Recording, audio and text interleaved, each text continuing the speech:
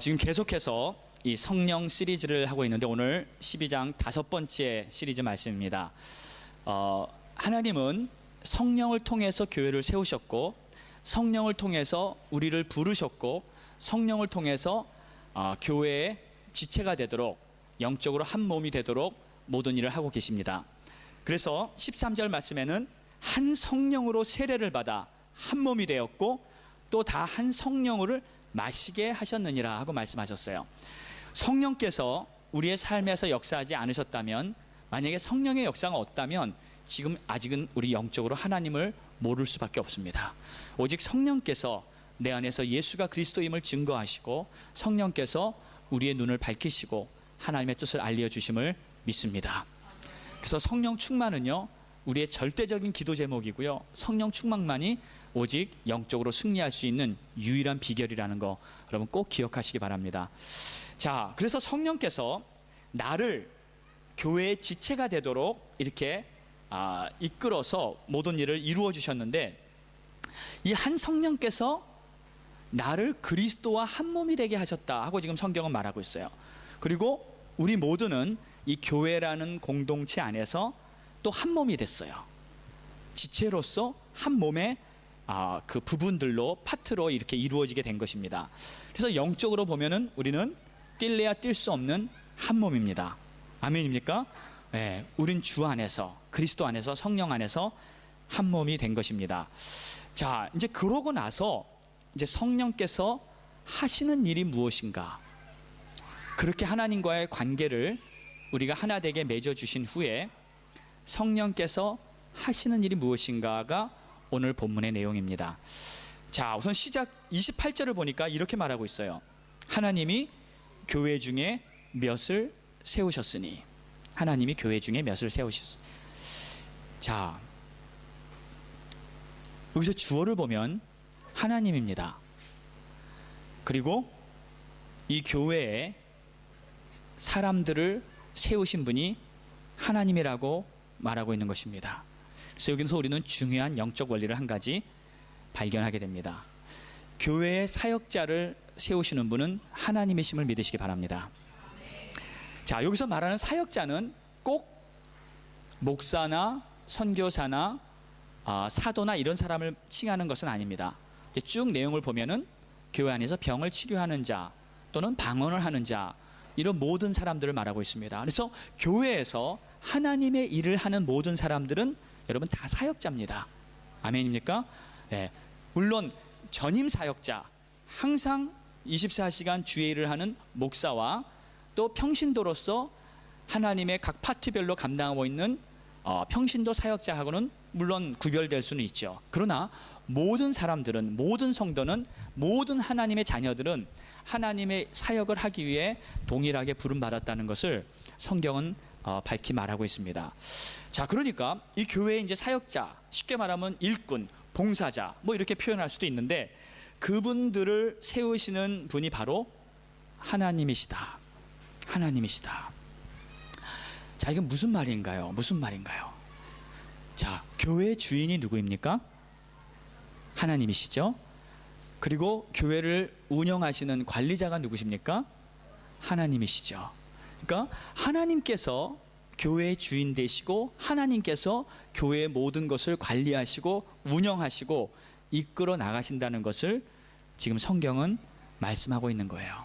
그래서 지금 여기 내용을 보면 쭉 이제 직분을 주시는 분인데, 여기 사도, 목사, 교사, 장로, 집사, 목자, 부서장, 모든 사람들, 찬양팀, 모든 사람들, 그 교회의 모든 직분은 하나님이 주신 것이다. 하나님께로부터 온 것이다 라는 것을 처음으로 강하게 강조하면서 먼저 얘기하고 있습니다. 자, 그래서 직분을 받을 때는요, 여러분 어떠한 마음이어야 할까요? 하나님께 감사해야 됩니다. 다시 한번 말합니다. 직분을 받을 때는요, 여러분은 하나님께 감사해야 됩니다. 아멘. 왜? 누가 주셨기 때문에? 하나님이 주셨기 때문에. 직분을 받는데 나 이거 필요 없어요, 싫습니다, 그러면 하나님한테, 하나님 나 싫은데요, 필요 없는데요 하는 것과 같은 것입니다. 제가 28살에 집사 직분을 받았습니다. 그때 전도사님이, 저희 담당 전도사님이 계셨는데 저보고 집사가 되라는 거예요. 그래서 제가 28밖에 안 되는데요, 너무 어린데요, 무슨 집사를 벌써 합니까? 원래 보통 장로교에서는 집사가 한 30부터 이렇게, 결혼한 후 30부터 이렇게 보통 받거든요. 그래서 처음에는 나인 했어요. 저는 아직 부족한데요. 근데 전도사님이 하시는 말씀이, 교회의 직분은 하나님이 주시는 겁니다. 그 말을 딱 듣는 순간, 하나님이 나에게 이러이러한 역할을 하라고 중요한 그 포지션을 주시는구나. 그래서 제가 바로 그냥 아멘 했습니다. 아멘, 알겠습니다 전도사님, 하겠습니다. 부족하지만 뭐 잘 모르지만 열심히 해보겠습니다 하면서 이제 집사 직분을 받고 열심히 교회를 섬겼어요. 그런데 직분을 받고 나니까요, 그렇게 기분이 좋더라고요. 직분을 받아보신 분은 알 겁니다. 직분을 받으니까 기분이 상당히 좋더라고요. 왜 좋냐?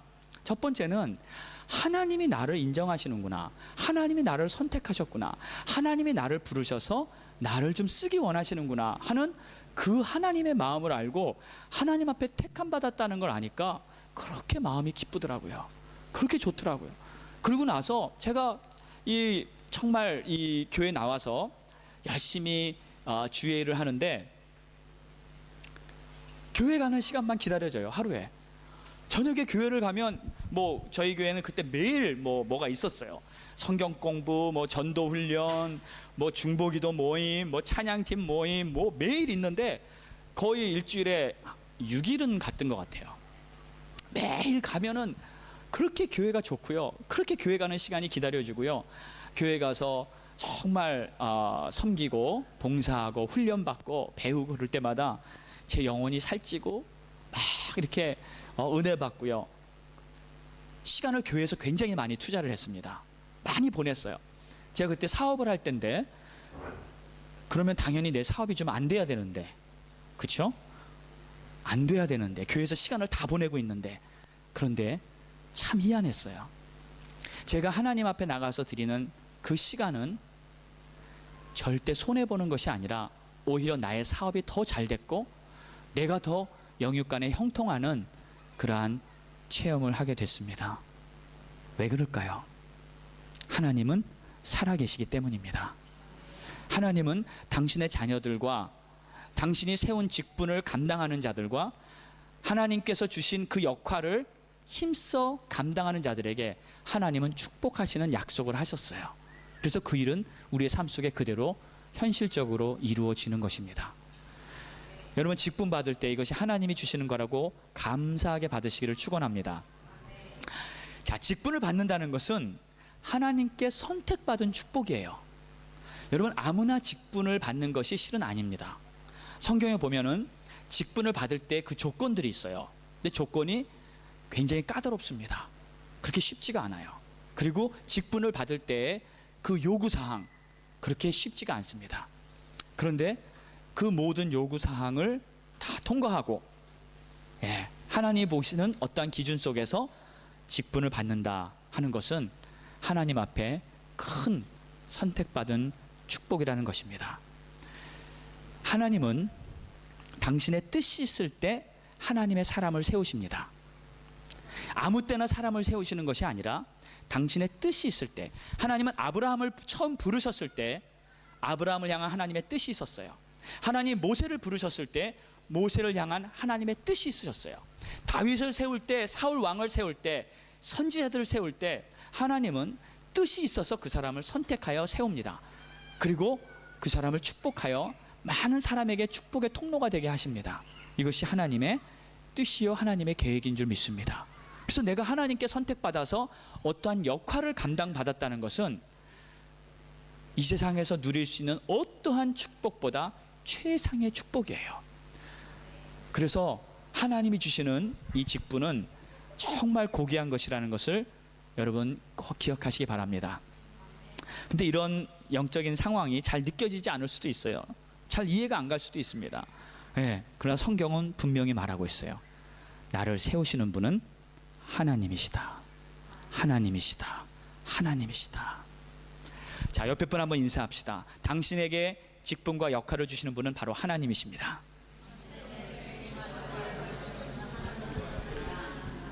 아멘.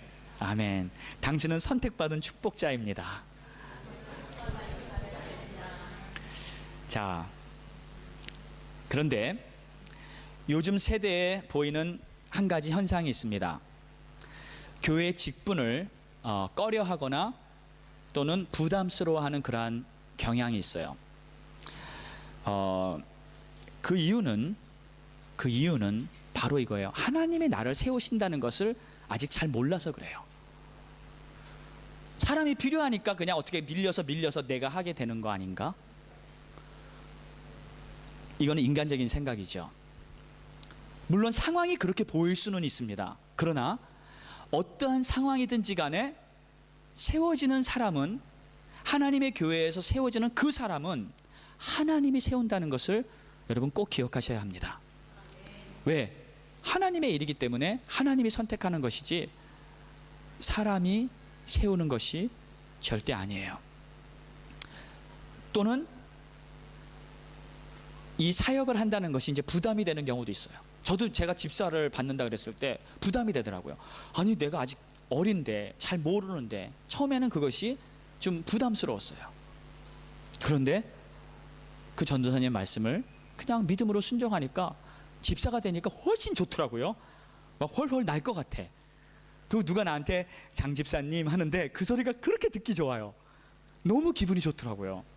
이게 하나님이 나를 세워주시는 특권이라는 것을 내가 알고 나니까 너무나 좋았어요. 그런데 요즘 한국 교회에 눈에 띄게 일어나고 있는 조금 부정적인 현상이 하나 있습니다. 이것은 우리가 좀 알아야겠기에 제가 좀 듣기 좋은 소리가 아니라도 우리가 함께 알기를 원합니다. 지금 한국 교회는 초대형 교회 현상이 지금 극심하게 이루어지고 있습니다. 그래서 보통 대형 교회 하면 예전에는 한 1000명, 2000명, 3000명이면 우리가 대형 교회라고 불렀는데 요즘은 대형 교회가 10,000명이 넘어서서 10만 명 왔다 갔다 그 정도를 대형 교회라고 그러고요. 1000명, 2000명은 그냥 중형 교회입니다. 중형 교회예요. 미국도 마찬가지고요. 교회가 대형화 현상, 아주 이 대그룹이 나타내는 그러한 현상으로 모습이 점점 바뀌어져 버렸어요. 우리 한국 교회가 예전엔 그러지 않았습니다. 그런데 80년대를 지나면서 대형 교회화되는, 그러니까 모든 교회가 대형 교회화 되어야 된다는 그것이 목표가 되고 말았어요. 그래서 계속 교회의 성장. 그런데 문제는 뭐냐? 영적 성장이 함께 이루어지고 있는가? 이것이 이슈가 되는 것입니다. 예를 들어 여기 10만 명의 교인이 있는데 그 중에서 과연 내가 예수님의 이름으로 주의 일을 하면서 섬기면서 하나님의 교회를 세워나가는 그런 복음의 일꾼이 되기 위해서 애쓰고 있는 사람이 몇 퍼센트가 될 것인가? 10%가 될 것인가? 10만 명 중에 10,000명이 적어도 희생할 줄 알고 섬길 줄 아는 그러한 자들이 모여 있는가? 아니, 5,000명이요? 1,000명이요? 설베이를 보니까 이런 내용들이 있습니다. 대형 교회에 가기를 원하는 사람들이 왜 가는가? 물론 일단은 첫 번째 예배가 좋다 그래요. 근데 여러분, 예배가 무엇입니까? 예배는 구경하는 것이 예배가 아니라 드리는 것이 예배인 줄 믿으시기 바랍니다. 내가 찬양을 드리고 내가 기도를 드리고 내가 하나님 앞에 예배자가 되는 것이 예배지, 앞에서 찬양팀이 근사하게 음악을 연주하고요, 목사님이 정말 듣기 좋은 소리로 정말 이런저런 예화하면서 아름다운 말로 이렇게 듣기 좋게 해서 기분 좋게 은혜 받았다 하면서 예배를 드리는 것은 하나님이 원하시는 예배가 아닙니다. 예배는요, 여기 앉은 여러분 한 분 한 분이 하나님 앞에 전심을 다해서 예배에 참여하고요, 내가 목소리를 높여서 힘을 다해서 주님의 이름을 부르고 기도하고요, 말씀을 들을 때마다 아멘, 내가 저렇게 살지 못해서 주님 죄송합니다 가슴을 치고요, 내가 오늘 주님 앞에서 다시 한번 결단하고 회개하고 믿음으로 살겠습니다 하고 각오하고 주님 앞에 헌신하고요, 그러면서 정성껏 준비한 예물을 하나님 앞에 바치고요, 그러면서 돌아 나갈 때는 나는 이제 믿음으로 살리라 결단하고요, 승전가를 부르면서 나가는 것, 이것이 예배인 줄로 믿습니다. 자, 그런데 많은 교회들이 이런 모습에서 벗어나고요, 그리고 대형 교회가 되면서 그 성도들이 하는 설비의 내용이 뭐냐면 그냥 예배를 참여하고 나를 건드리지 않기 때문에 큰 교회 가서 조용히 앉았다가 조용히 가면 되는 거예요. 누가 일하라는 소리도 안 하고요, 누가 뭐 나와서 섬기라는 소리도 안 하고요, 그냥 예배에 앉아서 구경하고, 구경꾼입니다. 그거는 예배자가 아니에요. 근데 이러한 성도가 기하급수적으로 늘어나고 있다는 것이 지금 현대 교회, 현대 성도들의 제일 큰 문제점이 되고 말았습니다. 자, 하나님이 원하시는 것은 무엇일까요? 하나님이 원하는 것은 내가 교회의 지체가 돼서 내 역할을 감당해야 되는데, 그 역할은 교회를 위해서 섬기고 일하는 것이 하나님의 뜻이라는 것을 여러분 꼭 기억하시기 바랍니다. 하나님은 헌신자를 원하세요. 자기를 부인하고 날마다 자기 십자가를 지고 주님을 따르는 자를 원하시지, 계속 1년이고 5년이고 10년이고 계속 예배에 앉아서 예배만 참여하는 자를 원하시지 않습니다. 또 그런 자는 하나님의 진정한 축복을 받아 누리기가 힘듭니다. 오늘 우리는요, 정말 주님이 기뻐하시는 예배자의 모습이 무엇인지 다시 한번 마음에 새기고요, 내 모습을 다해서 힘을 다해서 주님을 섬기고 열심히 섬기는 그러한 주님의 자녀가 되어야 될 줄 믿습니다. 자,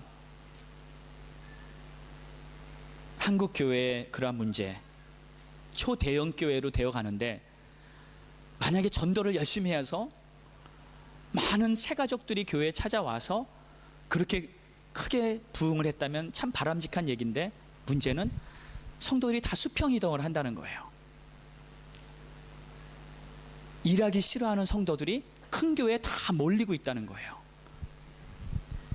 그래서 교회의 모습이 진정한 교회의 모습이 되지 못하고 있다는 게 현실의 안타까운 모습입니다. 작은 교회에서 신앙생활 하는 것은 부담되고 자꾸 나와서 봉사하라고 그러고 섬기라고 그러는데 몇 명 안 되니까 빠질 수가 없잖아요. 빠질 수가 없습니다.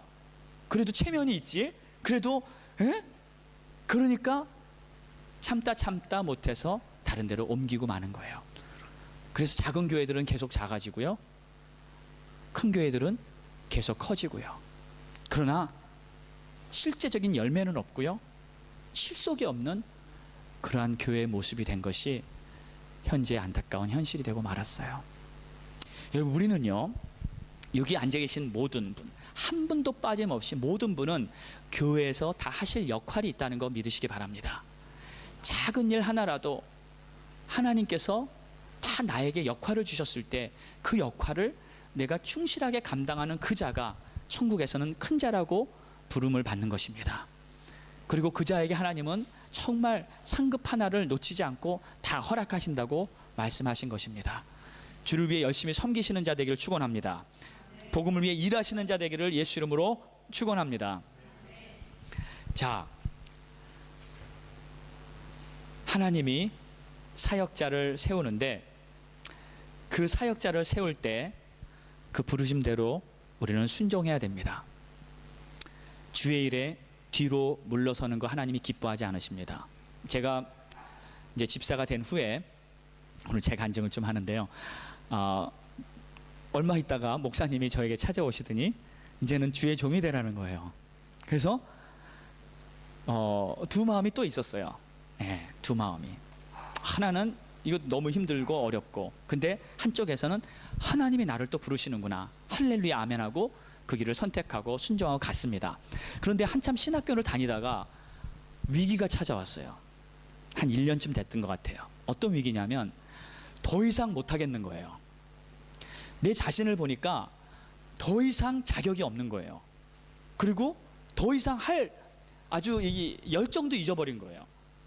그래서 이제 포기하기 일보 직전, 도저히 못하겠습니다 주님. 새벽 2시인가 3시쯤인가 일어났어요.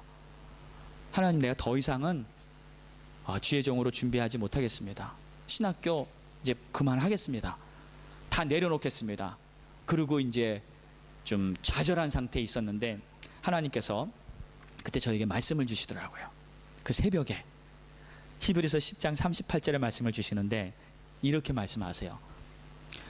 나의 의는 믿음으로 말미암아 살리라. 또한 뒤로 물러가면 내 마음이 그를 기뻐하지 아니하리라. 근데 이 말씀이요 제 마음에 너무 그냥 강하게 치는 거예요. 하나님이 뒤로 물러서지 말라는 거예요. 그래가지고 알았습니다. 하나님, 하겠습니다. 그 순간에 제가 바로 무릎을 꿇었어요. 그리고 여기 말씀을 보니까 믿음으로 하라고, 믿음으로 말미암아 살리라. 어차피 내가 주의 종 되는 것도 하나님이 부르셨고 하나님이 능력 주시고 하나님이 다 공급해 주실 거니까 나를 바라보지 말고 주님을 바라보고 해야 되겠다 하는 마음을 먹고 그 자리에 제가 아멘하고 막 기도를 했어요. 근데 얼마 기도도 안 했어요. 한 20-30분밖에 안 했던 것 같아요. 근데 하나님이 역사를 하시면요, 한순간 우리의 마음이 바뀝니다. 하나님이 역사하시면 잃어버렸던 소망과 열정이 회복됩니다. 하나님이 역사하시면 한순간에 성령 충만해질 수가 있습니다. 중요한 것은 하나님이 하시는 그 말씀을 내가 받아들이는가 아니면 밀어내버리는가. 하나님이 하시는 그 말씀을 내가 거부해버리고 안 따를 것인가 아니면 따를 것인가. 거기가 차이예요. 그것이 차이입니다.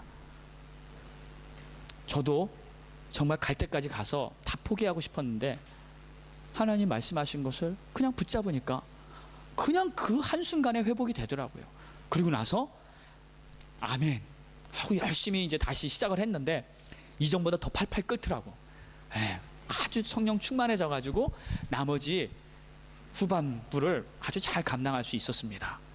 중요한 것은 하나님이 나를 세워주신다는 것을 잊지 말고 그분의 음성을 붙잡고 따라가는 것, 이것이 중요하다는 것을 여러분 꼭 기억하시기 바랍니다. 자, 그런데 왜 간혹 우리들이요 주의 일을 하지 않으려 할까요? 왜? 이유는 분명히 있어요. 이유 없이 아니 땐 굴뚝에 연기 나지 않지 않습니까? 분명히 이유가 있어요. 근데 이유는 뭐냐면 저 같은 경우는 두려움과 부담이었어요. 두렵더라고요. 아니 나를 보니까 사람들 앞에서 그 하나님의 말씀을 막 설교를 하고 막 인도를 하고 막 그거를 하나님의 일을 한다는데 나를 보니까 이게 안 될 것 같은 거예요. 그 일이 너무나 거룩하고 큰 일이라서 두려울 것 같은 거예요. 그리고 부담이 되는 거예요. 내가 그 일을 준비한다는데 얼마나 힘들 것 같은지 모르겠더라고요. 그런데 이 마음을 물리쳐야 합니다. 여러분, 여호수아가 하나님의 부르심을 받고 모세의 후계자가 돼서 이제 가나안에 들어갈 때 여호수아가 얼마나 떨었는지 아세요? 얼마나 두려워했는지 아세요? 그 여호수아 1장에 보면은 하나님이 두려워하지 말라, 두려워하지 말라, 두려워하지 말라 계속 반복합니다. 너는 두려워하지 말라, 내가 너와 함께 할 것이다. 두려워하지 말라. 왜요? 그의 마음에 두려움이 가득 있었기 때문에 그렇습니다. 여호수아가 처음부터 자신만만해가지고 모세한테 모든 것을 다 전수받고 다 준비가 돼가지고 가나안 땅에 들어간 게 아니었어요. 하나님의 부르심을 받고 세워진 후에까지 계속 그는 두려워했습니다. 그러나 하나님의 말씀을 붙잡고 그 말씀을 순종했기 때문에 그는 가나안을 정복한 믿음의 영웅이 된 줄 믿습니다. 우리도 똑같아요. 하나님이 부르실 때 그것을 내가 믿음으로 받고 순종하는 자는 사명을 감당하게 될 줄 믿습니다. 두려움을 극복하시기 바랍니다. 부담을 극복하시기 바랍니다. 하나님이 원하는 것은 여러분의 능력이 아니에요. 여러분의 실력이 아닙니다. 하나님이 원하는 것은 내가 하나님을 믿고 있는가, 하나님의 능력을 신뢰하고 있는가, 그것을 원하는 것이지, 또 순종하고 있는가, 그것을 원하는 것이지 나에게 있는 어떠한 자질을 원하는 것이 절대 아닙니다. 그러니까 우리는 두려워할 필요가 없는 줄 믿습니다. 우리 옆에 분 한번 손 꼭 잡고 인사합시다. 우리 앞으로 두려워하지 말자. 두려워하지 말자. 아멘. 아멘. 자, 두 번째는 또 우리에게 이런 문제가 있어요. 바쁘다는 마음, 그쵸? 바빠요. 할 일이 많은데, 할 일이 아직도 많은데, 생각해보면 밀린 일들 얼마나 많습니까? 그래서 그 바쁜 마음 때문에 실은 하나님의 일을 뒤로 미루거나 거부합니다. 그런데 하나님이 원하시는 것은 하나님이 내 삶의 우선순위가 되길 원하십니다. 그렇죠? 바쁘다는 것은 실은 핑계예요. 그리고 뭔가 내가 하나님의 일을 못하면서 내 일로 바쁘면요, 뭔가 지금 타임 매니지먼트를 여러분이 잘못하고 있는 거예요. 뭔가 하나님이 주시는 최고의 축복의 열매를 맺는 그러한 타임 매니지먼트를 지혜롭게 못하고 있고요, 엉뚱한데 지금 내 에너지를 소비하고 있는 것입니다. 근데 그 엉뚱한데 소비하고 있는 내 에너지는 불필요한 에너지, 어리석은 에너지를 잘못 버리고 있는 거예요. 그것은 열매가 아니고요, 그것은 헛수고에 불과합니다. 하나님은요, 우리가 일하고 우리가 살면서도 하나님을 위해 일하고 섬기는 시간을 절대로 애누리 하지 않습니다. 하나님은요, 우리를 통해 시간의 11조도 원하세요. 내 시간의 10분의 1을 하나님과 함께 교제하면서 영적인 관리하는 것을 하나님이 원하시는 것을 믿으시기 바랍니다. 그걸 하지 않으면 결국 내가 하나님의 지혜가 없고요, 하나님의 능력이 없이 살게 되고 맙니다. 결국 세상에 눌리게 되고 맙니다. 하나님의 축복을 놓치게 되고 맙니다. 그러니까 내가 하나님과의 나누는 그 시간이 결국 나에게는 최고의 축복의 열쇠가 되는 거예요. 근데 그거를 못하고요, 그걸 못하고 내가 다른 일로 바빴을 경우에 결국 그 손해는 나의 것이죠. 손해는 나의 것입니다. 여러분, 바쁘다는 마음 버리시고요, 아무리 바빠도 주님이 원하시는 그 일에, 그 부르심에 내가 참여하고요, 하나님의 축복을 놓치는 그러한 손해보지 마시기를 예수 이름으로 축원합니다. 세 번째는 우리한테 이러한 문제가 있는데, 그것은 게으른 마음이에요. 게으른 마음. 그러니까 귀찮은 거예요. 움직이기 싫은 거예요. 그래서 가만히 있고 싶고요, 하기 싫은 거예요. 하나님의 일을 해야 되는데 이 게으름에 붙잡혀 있습니다. 저도 예전에 그런 적이 있었어요. 보면 이렇게 피곤하고 좀 귀찮아요. 그러면 이제 침대에 누워 있으면요, 어떨 때는요, 뭐 30분, 1시간, 2시간, 심지어는 제가 청년 때는 한 6시간까지 아무 일도 안 하고 잠 다 잤는데, 잘 거 다 잤는데 대낮에 누워가지고 몇 시간씩 이렇게, 지금 웃는 분들 조금 수상합니다. 몇 시간씩 이렇게 시간 보내는 적이 있었어요. 근데 그렇게 피곤한 것도 아니고요, 그 원인이 뭔가 봤더니 그냥 의기소침 또는 뭐라 그러죠, 그거? 의욕상실. 그게 어디서 온 거냐면 게으름에 관련된 그러한 것들이에요. 게으르니까 그러한 문제가 생기더라고요. 여러분, 게으름도 우리의 축복을 방해하는 영적인 방해꾼이라는 거 기억하시고, 우리 안에 게으름이 튼튼하지 못하게 여러분 마음을 지키시기를 축원합니다. 제가 헬스장에서 옛날에 운동을 배울 때 이제 트레이너가 이제 그런 말을 한 게 기억이 나요. 여러분, 이제 운동을 할 때 이제 근육을 이렇게 운동하잖아요. 이제 골고루 다 해야 되는데 가장 하기 싫은 부분이 있어요. 가장 하기 힘든 부분이 있어요, 사람마다. 근데 저 같은 경우는 이제 이 복근 운동 있잖아요, 왜? 이 배 근육 운동하는 거. 근데 그때만 해도 제가 좀 이 배둘레임이 좀 꽤 됐습니다. 그래가지고 살이 많았는데, 그때만 해도 이제 배 운동을 시키는데 그거 하기가 그렇게 싫어요. 왜? 귀찮은 거예요. 그리고 근육의 개발이 제일 안 됐기 때문에 그쪽 근육을 운동하라 그러면 막 이렇게 다른 운동 다 해요. 팔 운동하고 다리 운동하고 이렇게 딱 기계들 하다가 그쪽 운동할 그 기계를 보면은 처음부터 가기가 싫은 거예요. 나의 가장 약한 근육, 나의 가장 그 하기 싫은 그 부분은 아예 처음부터 안 하고 싶어요. 그런데 트레이너가 뭐라 그러는지 아세요? 딴 건 못해도 그건 꼭 하세요. 그거는 꼭 매일 하라 그러는 거예요. 왜요? 그 허약한 부분이 결국 나에게는 나중에 문제가 되는 것이에요.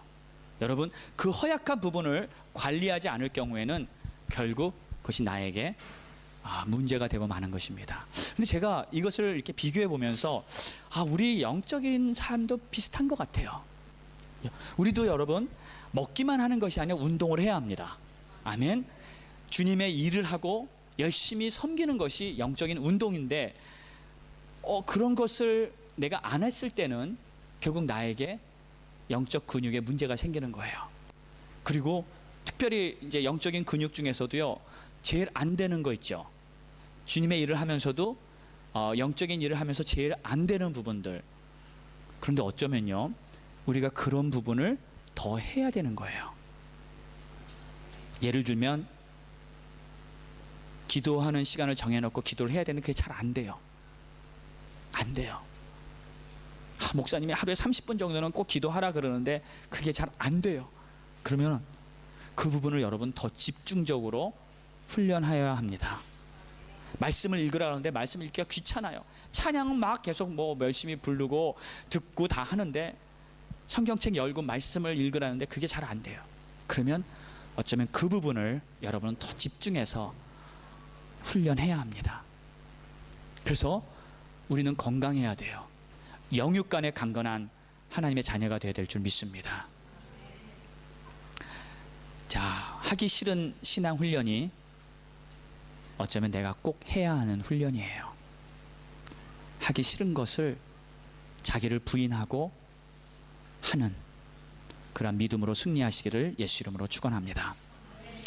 자, 그 다음에 보면요, 이제 오늘 말씀 28절에 보니까 첫째는 사도요, 둘째는 선지자요, 셋째는 교사요 하면서 쭉 이제 역할들을 쭉 이렇게 말하고 있는데, 제가 사도가 뭘 하는 거고 선지자가 뭘 이런 설명은 안 하겠습니다. 우리가 다 기본적으로 어느 정도는 알고 있으니까.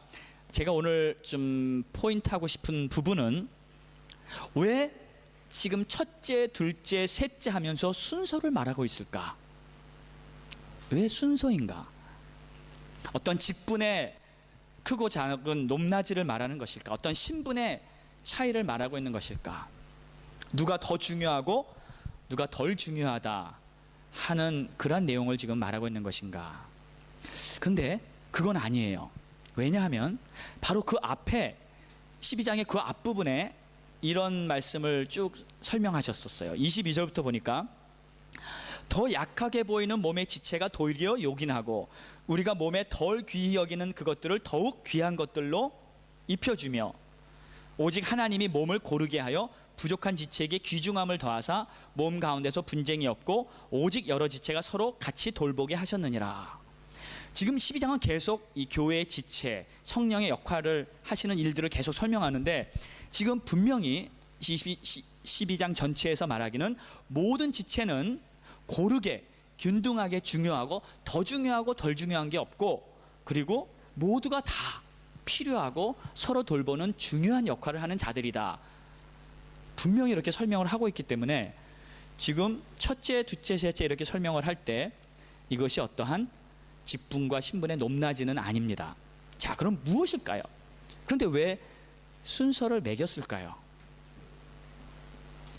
거기에는 분명히 이유가 있습니다. 그것은 뭐냐면 영적인 우선순위를 말하는 거예요. 무엇이냐면 좀 구체적으로 말하자면 복음을 다루는 우선순위예요. 복음. 모든 지체는 다 소중합니다. 다 평등합니다. 다 존귀합니다. 그러나 이 모든 지체가 이 목적하는 한 가지 목표가 있는데 그것이 무엇일까요? 그것은 이 땅에, 이 세상에 하나님의 복음이 증거되게 하는 것이 이 교회가 존재하는 목적인 줄 믿으시기 바랍니다. 이 교회가 존재하는 가장 유일한 중요한 목적은 복음 전파예요. 복음 전파. 그런데 지금 이 복음 전파의 역할에 따라서 그 우선순위가 바로 첫째는 사도라는 거예요. 왜? 사도는 뭐 하는 사람들이에요? 사도는 복음을 전하기 위해서 교회를 세우고, 그리고 그 교회마다 복음이 역사하도록 복음의 핵심적인 것을 증거하며 다니는 그러한 자들을 사도라고 말합니다. 그러니까 사도는 24시간 복음밖에 머릿속에 생각이 없어요. 네, 복음을 직접적으로 다루는 그러한 주의 종들입니다. 선지자도 마찬가지고 하나님의 말씀을 받아서 그 말씀을 전하는 대행자의 역할을 하는 것이고, 그러니까 여기 나오는 그 순서는 영적인 우선순위를 말하고 있는 것이에요. 여러분, 복음이 가장 크고 중요한 핵심이라는 것을 깨달으시기 바랍니다. 깨달으시기 바랍니다. 아멘. 복음이 중요한 거예요. 자, 성경에 보면 참 흥미로운 내용이 한 가지 있습니다. 여러분, 사도가 아니라 세례 요한 있죠. 세례 요한. 세례 요한을 보고 예수님이 이런 말씀을 하셨어요. 저자는 여자가 낳은 중에 가장 큰 자라. 저자는 여자가 낳은 중에 가장 큰 자라. 저는 그 말씀이 이해가 안 갔습니다. 그 말씀을 깨달을 수가 없었어요. 여자가 낳은 자를 말하면 모든 인류를 다 말하는 것입니다. 그렇죠? 모든 인류.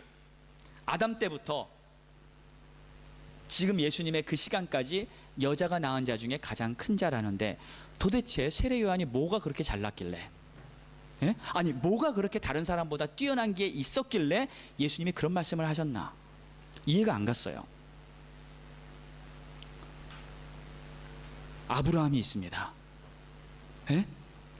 하나님이 선택해서 믿음의 조상을 만들고요, 하나님이 그를 축복하셔서 모든 민족의 영적 아비가 되게 한 아브라함이 있어요. 모세도 있습니다. 이스라엘 백성들을 이끌어낸 그 모세, 40년간 광야에서 어마어마한 기적을 일으켰던 그 모세, 또 기라성 같은 그 선지자들이 있지 않습니까? 예? 에레미야, 이사야, 또 하나님 마음에 합했다는 그 다윗, 어렸을 적부터 골리앗을 때려잡고요, 완전히 하나님의 이름을 온 세상에 전파했던 그 다윗, 또 다니엘, 하여튼 이 기라성 같은 믿음의 선진들, 모든 기적들 막 일으키고 난리를 쳤던 이 구약의 모든 믿음의 선진들, 세례 요한하고 비교를 해봐. 세례 요한이 뭐 했어요? 사람들 불러서 회개하라, 천국이 가까웠다. 사람들 불러서 요단강에서 세례 주고요. 세례 요한이 한 거는 별로 대단한 게 없었어요. 그래서 제가 처음에는 왜 주님이 이런 말씀을 하셨나.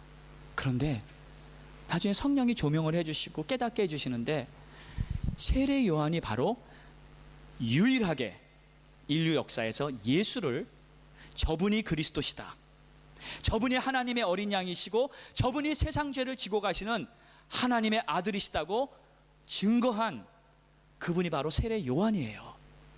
여러분, 세례 요한이 처음으로 복음을 오픈한 사람입니다. 세례 요한이 처음으로 예수가 누구신지를 정확하게 포인트한 분이고요, 세례 요한이 천국이 임하였다는 것을 증거한 사람이에요.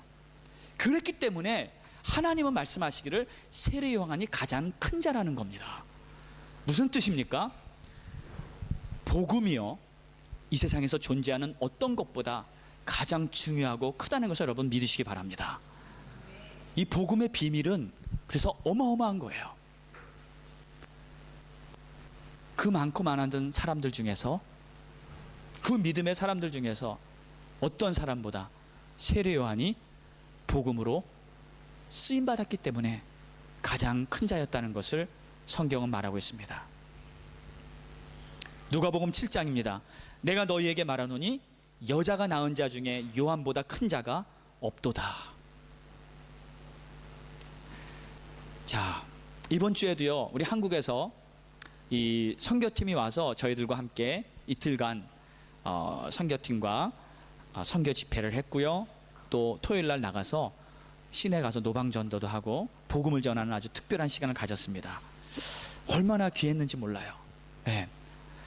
정말 몇 명 안 되는 청년들이었지만 그래도 자기 돈 들여서, 네? 여기까지 비행기를 타고 와서 이 독일 땅에 정말 식어가는 교회와 희미해가는 복음의 빛을 비춰주려고 그냥 열심히 연극을 준비하고요, 찬양을 준비해서 독일말로 막 찬양을 하고요, 시내 나가서도 막 복음을 전하기 위해서 애를 쓰는 그 모습, 하나님이 보시기엔 가장 큰 자라고 지금 말하고 있습니다. 복음을 전하는 그 사람이 영적으로 큰 자예요. 제가 아는 한 할머니가 있었습니다. 이 할머니는 항상 사람들을 만나면 이렇게 전도하고 복음을 전하기 위해 사는 분이었어요. 아침에 일어나면 그냥 일어나서부터 전도지 들고 나갑니다. 그래서 하루 종일 전도하는 거예요. 노방 전도죠. 식당에 들어가서도 밥 먹으면서도 전도하고, 그 식당 점원들 또는 길거리에서, 미국에 있을 때 버스 정류장도 있으면 거기에 앉아서 오는 사람들 전도지 나누고요, 공원에 가서 전도하고요. 하루 종일 아침부터 저녁까지 전도만 하며 사는 할머니셨어요. 그런데 하루는 이 할머니가 병이 생겨가지고 이제 병원에 입원하게 됩니다. 그리고 병원에 입원하고 나니까 전도의 길이 막혔잖아요. 더 이상 사람을 만날 수가 없잖아요. 그래서 이 할머니가요, 너무나 안타까운 나머지 이렇게 기도를 하셨나 봐. 어떻게 할 거예요? 전도를 해야 되는데. 그냥 신문에 광고를 냈어요. 어떻게 광고를 냈냐면, 아르바이트를 구합니다. 책을 읽어줄 수 있는 사람 좀 찾습니다. 돈은 얼마 이렇게 페이하겠습니다. 이제 한 사람씩 이제 일하러 왔어요. 그 방에, 병원에 온 거죠. 그럼 병원에 와서 오는 사람을 이렇게 자기 침대 옆에 이렇게 가까이 앉게 합니다. 그리고선 자기 성경책을 주고 이 성경책을 좀 읽어달라고, 1시간이고 2시간이고 이렇게 읽게 합니다. 그리고 나서는 그 사람에게 복음을 전하는 거예요. 하나님이 당신을 사랑합니다. 그리고 예수를 믿으세요. 교회 나가세요. 하면서 전도를 하는 거예요. 그리고 시간 보낸 만큼 돈을 주고 보내요.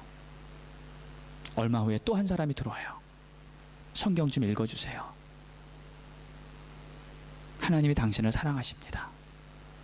예수 믿고 교회 나가세요. 돈을 페이합니다. 이 할머니는요, 복음을 전해야겠다는 그 하나님의 사랑의 마음에 불이 타오르니까 자기가 병 속에 누워서 전도하는 손발이 다 묶여 있는데도 그의 마음에는 이 복음의 불꽃이 꺼지지 않으니까 자기 병실에까지 사람들을 불러서 복음을 전하는 그러한 삶을 살았어요. 우리에게 기회가 안 되고 환경이 안 되고 시간이 없고 여러 가지 문제 때문에 전도를 못한다는 것은 어떻게 보면 핑계가 아닌가 싶어요. 내가 받은 하나님의 은혜와 사랑이 있다면 하나님께서는 이 복음을 전하기 위해서 교회의 지체를 세우셨고 우리 한 사람 한 사람을 불렀다는 걸 믿으시기 바랍니다. 그리고 첫째는 사도요. 그 말 속에는 첫째는 복음이요, 첫째는 그리스도요, 첫째는 십자가의 사랑이요 라는 말이 담겨 있는 것입니다. 그래서 우리는 힘을 합쳐서요, 어떠한 상황에서도, 물론 모든 사람들이 밖에 다 나가서 꼭 전도를 하는 소리는 아닙니다. 그러나 적어도 내가 만나는 사람, 나의 가족과 나의 친구와 나의 이웃들은 내가 예수를 전해야 하지 않을까요? 그리고 내가 기회가 되는 때를 얻던지 못 얻던지 복음을 전해라 하셨는데 나의 기회를 열어서 하나님을 증거하며 살아가는 그런 우리 성도님들 되시기를 예수의 이름으로 축원합니다. 함께 기도하겠습니다. 우리에게 필요한 것은 어떠한 다른 은사나 다른 능력이나 다른 조건보다 어쩌면 복음을 전해야 하는 그 열정일지 모릅니다. 우리에게 필요한 것은 내가 받은 은혜에 감사하며 다른 사람에게도 이 은혜를 나눠줘야 한다는 그러한 거룩한 부담감일지도 모릅니다. 하나님 분명히 말하고 있습니다. 첫째는 복음이다. 이 복음 때문에 교회가 세워졌고, 복음 때문에 내가 너희를 불렀고, 이 복음 때문에 지금도 하나님의 역사는 쉬지 않고 진행되고 있는 것입니다. 오늘도 복음의 전파를 위해 부담 가지시는 여러분 되시기 바랍니다. 이 시간 한번 마음을 열고요, 하나님 앞에 기도하겠습니다. 하나님, 내가 복음을 위해 살 수 있는 주의 자녀 되기 원합니다. 하나님, 나에게 열정을 부어주시고 기름 부으시고 채워주시옵소서. 우리 다 같이 통성으로 기도하겠습니다. 할렐루야. 하나님, 이 시간 기도합니다.